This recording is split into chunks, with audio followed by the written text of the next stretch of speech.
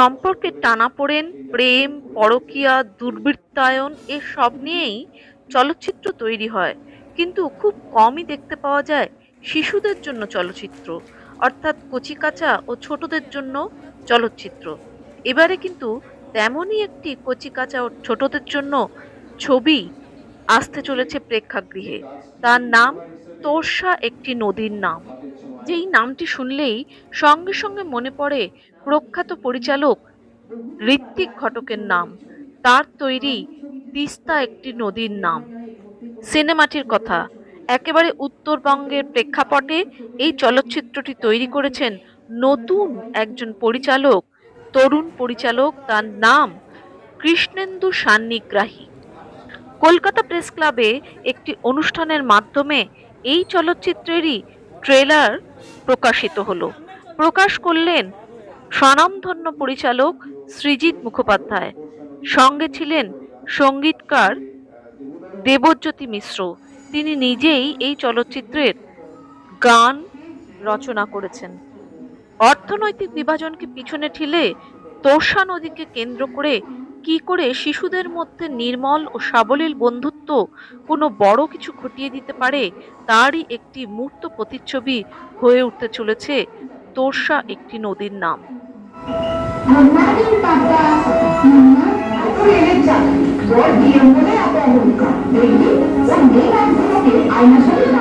এবং তোর্ষা নদী সম্বন্ধে যেটা বলছিলেন, তার যাত্রাটা যেভাবে নানান সভ্যতা, নানান সংস্কৃতির মধ্যে দিয়ে এসে সমুদ্রে মিশেছে, এই সিনেমাও যেন সিনেমার যে মহাসমুদ্র তাতে এসে সুন্দর নদী হয়ে মেশে এবং আমাদের সবার ভালোবাসা পায়। Thank you. গান লাগেনি, গান হয়নি, কিন্তু গানটা ভালো হয়েছে। তো এই ছবি সম্পর্কে আমার মনে হয়েছে, আমি একজন সঙ্গীত পরিচালক হিসেবে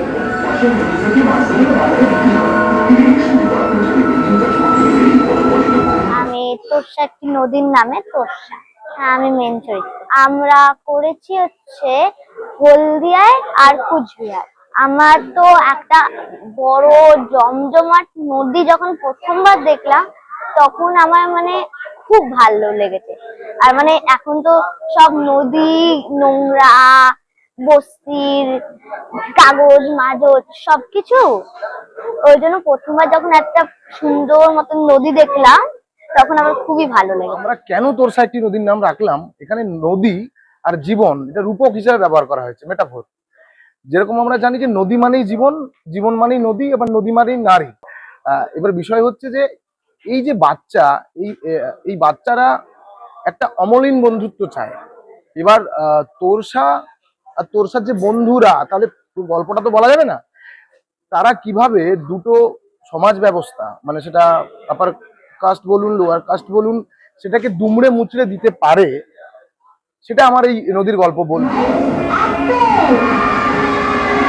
তোর্সা একটি নদীর নাম এই সিনেমাটায় আমার একটি ডাক্তারের চরিত্র এবং সিগনিফিকেন্ট ছোট চরিত্র হলো, কাজটা করে আমার ভালো লাগে। বাচ্চাদের সিনেমা বলতে সেরকম ভাবে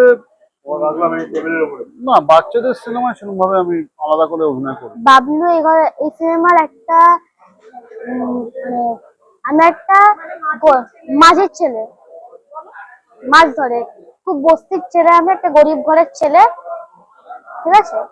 নদী আমাদের ফ্রেন্ড, ওখানে এই সিনেমাতে নদী আমাদের ফ্রেন্ড, আমরা সবসময় নদীর সঙ্গে এই সিনেমায় বিল্টু ক্যারেক্টার অভিনয় করেছি। সিনেমাতে এটা আমার ফার্স্ট। আমি নাটক করি। বিল্টু একটা খুব গরিব ঘরের একটা ছেলে, মানে সে একটা গরিব ঘরের ছেলে। না, অসুবিধা হয়নি, কারণ আমাদের ডিরেক্টর আঙ্কেল আমাদেরকে খুব ফ্রেন্ডলি করে বুঝিয়েছে, আমাদেরকে খুব হেল্প করেছে। এই সিনেমাটা একটা জায়গাতে বোধহয় দেখানোর চেষ্টা করছে যে যদি ছোটদেরকে ছোটদের মতো আমরা আচরণ করতে দিই, তাহলে সেটা একটা অন্য গল্প হতে পারে। তো আমরা যে কথাগুলো বলি যে ইনক্লুসিভ এডুকেশন, সেটাকে তুলে ধরাটা খুব সহজ নয়। এই সিনেমাটা খুব সহজভাবে এমনকি সেই বিষয়টাকেও কোথাও একটা নিয়ে চলে এসেছে। তোর্সা একটি নদীর নাম মুক্তি পাবে আগামী 30শে মে। Bureau report, gateway to news, Kolkata.